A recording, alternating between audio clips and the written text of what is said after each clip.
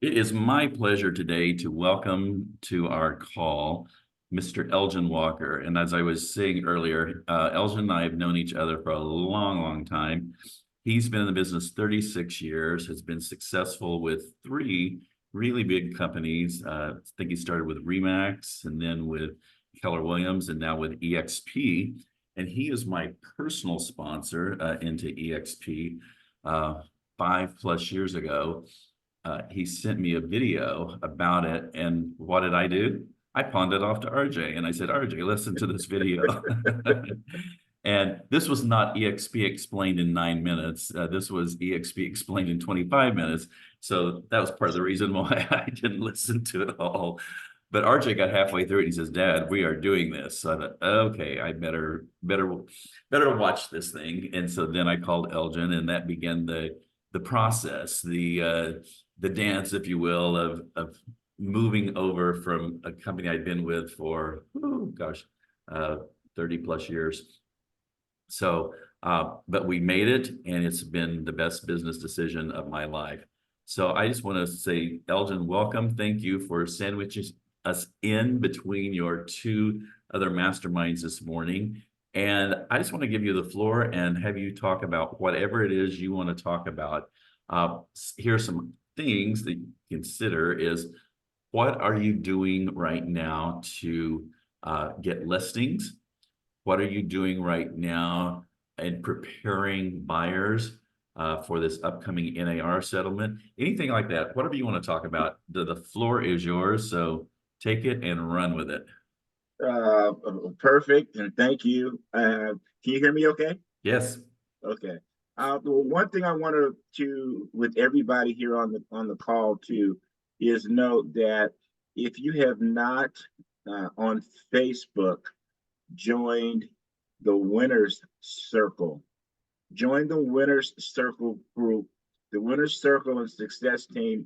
Everyone that is quote unquote business partners, which all of you guys are, is I'm not RJ, I'm not Rodney's sponsor. I'm Rodney's business partner. Technically, I sponsored Rodney, but we're all business partners here. So we all have an Agreed. interest in helping each other. So every Monday, we're doing a Zoom as well. You can get it from the Winner's Circle, and we're doing a lot of stuff, a lot of different trainings. We want to make sure that there is beside the one-on-ones and all the stuff that Rodney's doing to assist you guys. And by the way, beside my friend as well, Rodney, some of you know or may not know just how great of a business person, a real estate business person he's been over the years. You're in a really good place with a really good guy. But I would tell you guys to take advantage of that because we're going to be talking about a lot of different things, and it's just not myself; it's myself. We've got Nate Butcher on there. Nate actually just came back from Texas. He was at one of the regional rallies speaking. We got Michael Stinney, my sponsor, business partner, Frank Crandall. And every now and then we're getting a Brent Gold sighting. So you guys, click in and go with that. But yeah, you know what? Times right now obviously are challenging. They're a little bit different. And each time there are challenges, the challenges seem to be different. We've gone through different things at different times in the marketplace.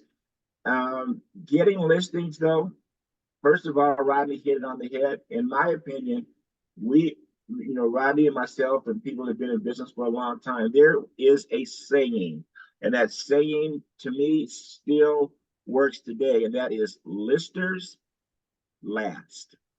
See, you got to have inventory. Just imagine you have a business and you have, I mean, if you owned a grocery store and somebody came into your store and wanting apples, would you have to run to Ralph's or Vaughn's and get some apples and come back to your store to satisfy that customer? Well, guess what? Our inventory, our listings, that's what our product is. I would tell you that you get better buyers. I would tell you you have more control of your business. I will tell you that you will last in this business if you actually go out for listings. What I've done, I actually, it's funny, and I'll even just go over some of the notes for it. I just did a class, what's today, Wednesday? Monday. I did a class Monday and we were talking about database building. I personally think that database building and working your database in this particular market should be a priority to everyone. But I don't believe that everyone works their database properly, efficiently. You just put names in there somewhere, and every now and then you call or talk to somebody. That's not efficiently working your database. Now, needless to say, I'm assuming everyone here is already on Rodney's team, and you do have KV Core if you choose to use it. We do have what they call it Lofty now. If you wanted to go for a different CRM here, but you can go anywhere you want to. The bottom line is the CRM that you'll use. One thing that you need to do is you really need to feed your database. See, guess what? You are not going to be able to outspend, out budget Zillow or Redfin. I mean, if you guys have enough money that you can outspend Zillow, you don't need to be on this call. You know what I'm saying? But guess what you can do? You can build a database and build a business, a book of business that you can out Zillow with a smaller amount of people that you're focusing on. So you can build your database to the point where your database, they'll go and look on Zillow, they'll go look on Redfin, then guess what they do? They call you. Hey, Elgin, we were looking at Zillow. We saw this house that was down the street and it looked like it's on the market for blah, blah, blah, blah, blah. I think we want to go see it. What do you think? So now instead of Zillow using us, which is what they do, right? And they're not going anywhere, right? Well, how about we use them? How about we control a certain amount of people that we stay in touch with all the time? Understand this. People that have either and the people that have done business with you, people that you know, people that love you, they want to see you succeed and will help you do so. You just have to teach them how to do it. So one of the first things is who goes into your database? Well, which is what we do or what I'm doing. And first of all, into my database, I have different categories. Categories meaning I have a top 25, I have a top 50, I have a top 100, and I got everybody else. Okay. My people go into my categories, and you get into a top 25, for instance, not just as a matter of fact that you've done business with me. The first criteria is I need to like you. I need to like you. I mean, this is my business. I want to enjoy my business. If you happen to be one of the people that, you know what, if I call, if your name pops up and I'm supposed to call you or write you or something today, and I get a bad sourpuss look on my face, you don't deserve to be in my database. There's too many people that I can replace with that. The other thing is that I have people in our top 25 that have not necessarily bought a sold a home from us. But you know what they have done? They've referred us. You know what they have done? They've shouted us out. They're on Facebook. They're quote unquote raving fans. You want raving fans. What is a raving fan? It's a great book if you haven't read it. But what is a raving fan? A raving fan for us is someone that actually gets mad at people that they know that did not call us about real estate. And I don't have to say anything. They say to their friend, I can't believe you didn't call Elgin and Pilar. I can't believe, why would you not do that? I told you about, and you know, so you want people that are advocating for you because they really believe in you and believe in your business. Now, you say, well, what do you do with your top 25, for instance, and top 50, whatever? Well, look at it like this. If you are, you're LeBron James on the Lakers is going to be treated a little different than the 12th man on the Lakers team. There's nothing wrong with that. You're going to have some LeBron Jameses. You're going to have some Kobe Bryants. You're going to have some Michael Jordan. You're going to have people that are in your database that you're going to do a little something extra for. Maybe those people you take to dinner. Maybe they get a nice gift card from you for a nice $50, $100. Maybe you have events, more personal events. You'll have different things that you will do with your top core. Now, for those of us that were at Keller Williams, and I still believe this is true, you want to know how many times do you touch the people in your database? I believe that you need to touch them at least twice a year. Excuse me, at least twice a month. Excuse me. I believe that realistically, 3 times a month, which is what it actually says in the Millionaire Real Estate Agent book. I think that works. But for us, we increase that to 4 to 5 times a month. Is how many times we're touching our database. I'm sorry. Go ahead, Rodney. And so are you talking about 2 or more times per month? Is that your top 25, or is that more in your database than just the top 25? That's more in my database than the top 25. But anybody that's over 100, no. Up to 100. Up to 100 is what I do that with. So then your next question to me is, well, what do you mean? What do I do? What do I say? What's a touch? Well, here, there's a few things that you can do really easily. Like, first of all, in your database with people that make it, remember, it's your database. So the people get to make it to your database because you chose to put them in there. First thing is that you want their email addresses, of course, their names, their spouses' names. You should, in my opinion, friend them on Facebook. Even if you have personal things, say on Facebook, you might not necessarily want people that are in your database to have them. That's why you have a business page. Have them join your business page if you feel that way about it. Either way is fine, right? But one of the reasons why you want to have them as Facebook friends, do you know one thing that Facebook does every day to people that you are your quote unquote friends list? They let you know their birthdays. Now, it's Rodney's birthday today, right? Rodney's gonna get, yeah, it's not really Rodney's birthday, but I'm using Rodney as an example. Rodney gets, he's got 1,000, 2,000 people on his friends list, whatever it is. So now all of a sudden he gets a quadrillion likes on his news feed. Happy birthday, blah blah blah blah blah blah blah blah blah. He's overwhelmed. He turns Facebook off because he's not enjoying his birthday because everybody keeps wishing him a happy birthday with likes and stuff, right? What if you picked up your phone? What if you went to Messenger and you said something like, hey, Rodney, it's Elgin over here. Hey, man, guess what? Facebook just told me that today is your birthday. So I'm reaching out to you directly in your inbox so you have to not ignore this message. And I want you to have a great day. I want you to do something special for yourself today. My friend, happy birthday to you. Now, if you do that, do you think that you'll stand out differently? Do you think that necessarily maybe the people that you're saying a happy birthday to will remember that and they'll reach out to you later? Maybe not that day, but you will stand out. Notice I didn't say anything about real estate. I'm just honestly wishing them a happy birthday. You want to know a good little trick? Here's a good one. Don't wish them happy birthday on their birthday. What if a day, maybe even 2 days later, in Messenger, all of a sudden I said, oh my God, Rodney, it's Elgin. Dude, man, I owe you an apology. Bro, I missed your birthday, man. I can't believe I missed your birthday. Facebook told me and everything. So listen, I'm reaching out to wish you a happy belated birthday. I hope you did something really special for your day. I hope you're still celebrating. Hey, forgive me. Happy belated birthday. Do you think that stands out? Do you think they see you? That's a touch. That's a touch.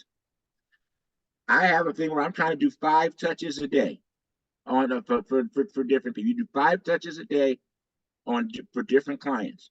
Now on Facebook, and that obviously I go more than 5 because the majority of the time I've gotten more than that, but I count that as a touch. The other thing that I do is I write a personal handwritten note. For those of you that don't think that still works, how many personal handwritten notes do you guys get? Probably don't get very many.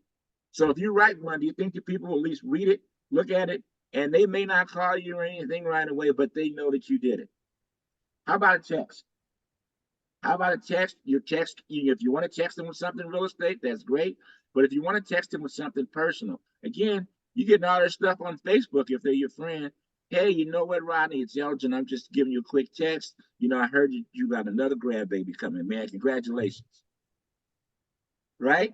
These touches are just doing are more important than actually getting an appointment or a transaction at that time. Because you know what you're doing? You're building a relationship. You're building your relationship each time you make these touches. So each time you make these touches, as you are building your relationship, one, you're Zillow proofing them because you're not going to go to Zillow for that. And two, let me tell you what else that they do. When it's time for either they refer you or when it's time for them to do business with you, guess what some of the objections you don't get? Hey, RJ, we're thinking about selling the house. We want you to list it. But man, how much commission do you charge? I don't know when the last time I've heard that. Hey, Rodney, we're thinking about buying a house, but we're hearing that 6% is dead. So, do we still have to pay you? I'm not going to hear that. Right. You're going to hear that. You're not going to hear some of those types of things because you're working within a warmer market that you're building a relationship with. I will tell you that right now, uh, I've taken a listing that is going to be 3 listings through an attorney that I was referred to from somebody in my database. I am taking a listing, believe it or not, an REO. I'm taking an REO from a bank that I worked with 10 years ago, but they've stayed in my list. The asset manager still gets stuff from me. It's a different asset manager. They call it the old asset manager because they don't have it set up anymore. It's a smaller bank, smaller credit union, and the older didn't give the new asset manager any other realtor's name but mine. So not only will I get this one, as they get them, where they had different territories, Elgin's the territory now. You following me? Mm-hmm. I've got a listing that I'm taking later on this week from someone that referred me a listing 5 years ago that are just in the database on Facebook. They didn't even make the top 100. Right? You hear what I'm saying? But these are much different conversations that you're having on the listing. Remember, and I know some of you guys have heard me say this, is that the only thing sexy about real estate is the check. Everything else is a grind. Mm-hmm. Everything else is work. Everything else work. But if you work at Home Depot and you work 9 to 5, and Home Depot told you were going to work to 7 that day, or Home Depot told you were going to have to go clean out the whatever, you're going to have to do something. You might cuss under your breath. You might fuss. You might have a toe up look on your face the whole time. But guess what you're going to do? You're going to do whatever they told you to do so you get your check, right? Well, guess what? Independent contractors sometimes can be a dirty word because it means we got the opportunity to be in the business and not do nothing. If you would do something for someone else for a paycheck, you have to do and look at yourself the same as a business owner. I'll touch on the whole as we went on, as Rodney mentioned, the whole NRA situation. So first of all, don't stick your head in the sand and say, "Oh, let's see what happens in July." No, it's a proposal. I mean, it's a settlement. It's not a proposal. So I don't know if it's going to look exactly like it looks right now, but it will look different. If you have not already, plug into EXP, plug into the broker rooms. They've changed EXP World, if you guys didn't know it. You don't have to go on and log on anymore. It's just in a browser. It can be on your phone, it can be on your tablet. They've already, if you have not looked at it yet, EXP has already progressively gone out and made a single agent showing page, a contract addendum. So you get that call, and the buyer wants to go out and see a house right now. The way everything says, technically, we're supposed to have a contract. Well, now you can have it set up, and it can just be for a single home. Maybe you don't want to work with that buyer. Maybe that buyer doesn't want to work with you. Start progressively moving toward that. And this is hard for me, to be honest, because I never used buyer brokers agreements. I've probably used 10 of them in my whole 36 years of doing this. But you know what? I do realize, how many times have you guys shown people a piece of property and they bought from somebody else? Or they walked into the open house, or they called the listing agent. Guess what? If you quote unquote list your buyer, and you are listing your buyer for a period of 60, 90, 120 days, whatever it is, guess what? They are exclusively working with you if you set your contract up properly. If they do that, how many of you guys will put even more extra effort in with your buyer? If you know under contract right now, you have 4, 5, 6, 7, 8, however many buyers that are ready to buy, ready to move forward, will pay you a commission if they have to, and they only are going to be working with you. I think that there will be people in this new market that are going to really, really excel because they're going to be professional. They're going to show value add. They're not going to just be door openers. They are going to actually be able to show buyers, because they don't have any idea of what we really do, the value that they need in working with an agent.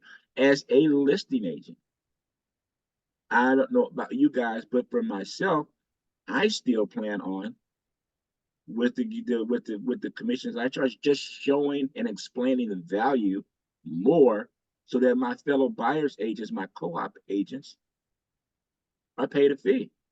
Because I know that's going to be tough. It's going to be tough on the down payment assistance buyer. It's going to be tough on who knows what's going to happen with this. I got a VA deal closing in a couple of days. Who knows what happens with the VA deal? Don't know any of that stuff yet. It'll all work itself out. But as a listing agent, versus going in there and just saying, "Hey, I'm going to take your listing at 2%, or 2.5%, or 3%." No, you go in there and you take a little time and you explain to them how they are still going to have more exposure if they offer a commission to a co-op broker. So I know I just been talking questions. Anything anybody has going on, they want to talk to me about or say, or I know you do, Rodney. Go ahead, give it to me. All right. Yeah, if you all have agents, if you have questions, unmute yourself. I really, really appreciate what you had to say about separating your clients into like the top 25 and then the top 100, and that you're reaching out to them. And just 2 days ago, I got a change of address form from past clients. It's like, oh, gee, thank you so much. Right. But our contact had been once a year. We send each other Christmas cards, and well, they were also getting a postcard from me every month. But there wasn't that personal touch every month, like you said. And I know they would have gone with me if I had been more on top of it. So anyway, I appreciate that, and I'm going to take that to heart. You're doing a minimum, is it 5 contacts a day through Messenger on Facebook? Is that right? That's just really for birthdays and stuff. But no, I'm actually writing 5 personal notes. I'm making 5 calls. Okay. Sometimes I slip on the calls, to be perfectly honest. I'm Okay. doing 5. I'm doing 5 texts. I do 5 videos directly. If you guys aren't doing videos, do videos. Right. I don't care what you look like. They already know what you look like. You don't have to say much. You do not have to be elaborate. It does not have to be anything fancy. But videos have shelf life. Yes. They have shelf life. So Yeah. that's what I'm doing. Personal, and because I have people in the CRM, there are letters that go out depending upon what plan that they're on, and I actually send those letters out myself. Um, so anyway, those are the 5 things I do every day. And I do mine in the morning. I lead gen in the morning. Other than like Wednesdays, normally between 8:30 and 10:30 is when I quote unquote lead gen. And lead gen for me is follow up, notes, letter, whatever it is, Okay. something working with my database. Okay. Except Wednesday mornings when you're on all these calls. You know, yeah, all of a sudden Right. Wednesdays is turned into Right. into mastermind mornings, which Yeah. which are great though. Okay. Anybody else have questions for Elgin? Well, I thank you guys for letting me babble. I If you do guys, have, I'm sorry, I that's do have okay. a question. Sure. So as a new agent, how did you start, like, how did you start networking? Where did you go? Just, was it door knocking for you? Was it sitting in the office and getting the foot, incoming? Oh, you guys are not office based. So, but That's you right. started with Keller Williams. Right. But you started with Keller Williams, which is definitely office based, and I know that they have a lot of training. So did you start with the door knocking? Did you just start from your, from warm leads, your sphere of influence? How did you start? Well, I would tell you from how I started versus how you can start now is so much easier. So when I started, and the Keller Williams, I actually started out when I was over with a small company before I moved to Remax. I started off by cold calling. I didn't get any training, no trainings, Oh, and I cold called out of a phone book. I called 100 people every day. I called 100 people every day, 5 days a week. I sat open houses with on Saturdays and Sundays with somebody else's listings because I had none. What I tell everyone that is new and everyone that's seasoned, because mostly nobody does this, and I tell everybody it's the same thing. What I would do if I were you is immediately I would make a list of 100 people that I know. I'd make a list of 100 people I know. I'd get their email addresses, their phone numbers. I'd put them into some sort of a CRM. So CRM here, what's easy is you get KB Core every month. I would do the same touches that I'm talking to you about right now, but you would have to probably do some of those touches as a group thing. Like, I'm with EXP. Hey, you know what? One of my business partners, Elgin Walker, he just sold a house. Blah blah blah blah. Whatever the case may be, utilize other people within the team. I would tell you that three, if you will touch people 3 times a month, and you have at least 100 people, you have to have at least 100 people, preferably more. There are 12 opportunities. There should be 12 closed transactions in there for you in a 12-month period. Now, they may it's a not little be. tricky. Mhm. It's just a little tricky for me because not only am I a new agent, I'm also new to California.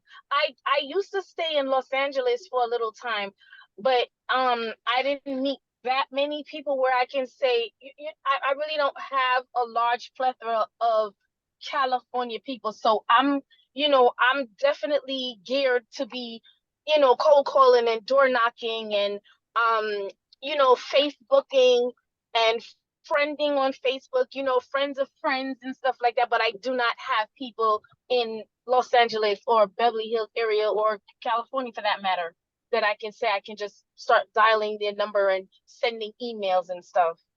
What I would do if I, in that case, number one is I would set up two different things for wherever you've spent the majority of your time, where you still have some Mm-hmm. people that are your database. Put them in your database. Put them in your Okay. database because although they may not be able to give you something in California right now, remember we're a global company. If you've got people in another state and those people want to buy or sell or do something with real estate, they should still think of you first, because then you can refer them to people that, as you build your network, you can refer them to people in that state. The other thing that I would do if I were you is, yes, I would build it through social media. I'd build it through social media. I would also do little things like, hey, how about going and working from a Starbucks? How about going from working from a Starbucks sometime and just meeting people?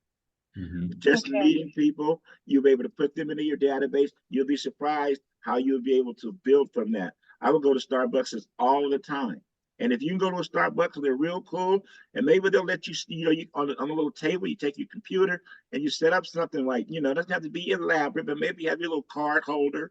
Maybe it's something that sticks out a little bit, just little things like that. Hey, you know what? You come in and maybe you go up to one of the baristas and you give them like $20 and say, hey, the next 5 people that come in here, okay, give them coffee.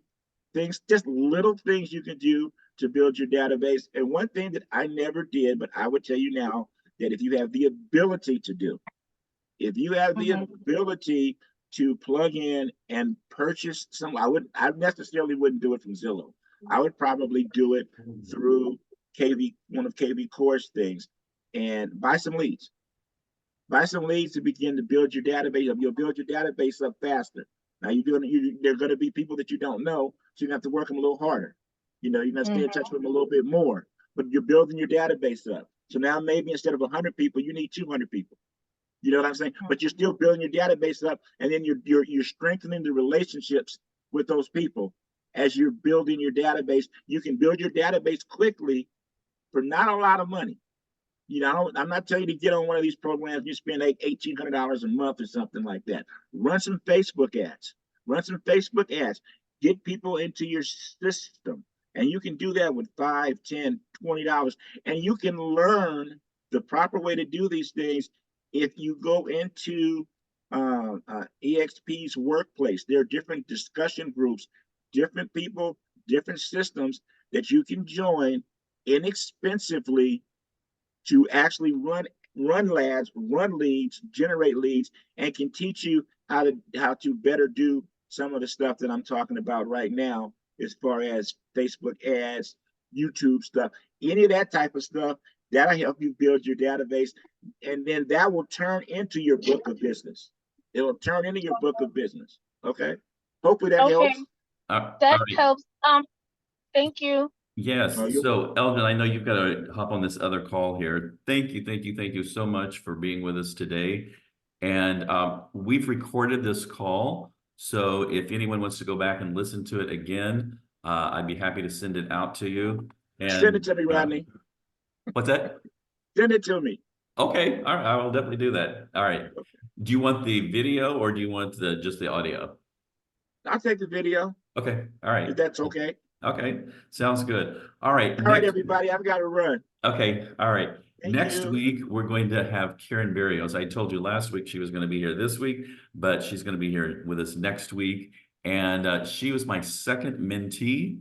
And she's just banging and cutting it up like a rock star up in Fraser Park.